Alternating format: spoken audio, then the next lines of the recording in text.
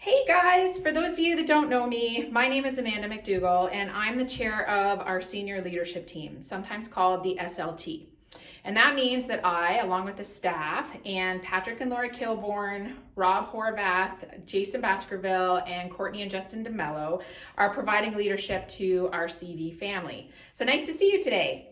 I really hope that this Eastertide and spring season is proving to be a time of wonder at the resurrection and of all the new things that are springing up around us, like new flowers peeking through the ground and buds showing up on trees. Maybe because it is spring, I've been thinking a lot about crops and new growth. I grew up on a farm, and if you know a farmer, you know that they do this thing called crop rotation. If you plant corn, for example, every year on the same plot of land, the land becomes so depleted that there's less and less nutrients every year, and there's actually a smaller and smaller crop or yield every year coming off that plot of land.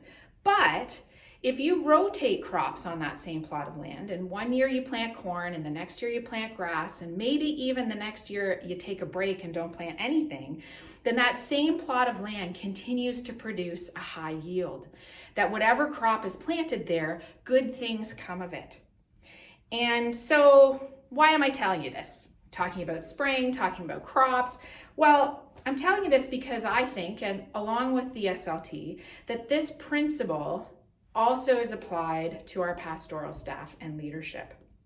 Wise people who came before me felt that it was important to allow the opportunity for our leadership to step away from the day-to-day, to rest, to focus on spiritual development and health, and to allow for long-term planning and perspective. And so that's an important part of the rhythm of our leadership here at the Vineyard. And so for that reason, they created a policy that allows for our full-time pastors to request a 3-month sabbatical every 5 years. So I wanted to share with all of you that Scott has requested to take a sabbatical this summer. Well, actually, he requested over a year ago to take a sabbatical last summer, but then COVID, and you remember what last summer was like. And so we're really grateful that he decided to stay with us as we figured out what our COVID world would look like. But now we're a year later, and Scott will be taking his sabbatical during the months of June, July, and August this year. So what can we expect from the upcoming season? Well, we've put in place a sabbatical team, and our SLT has been meeting to dream about our future. And we all feel that it's really important to put emphasis on worship and prayer and building connections and learning and growing and developing together. And that's going to continue while Scott is on sabbatical.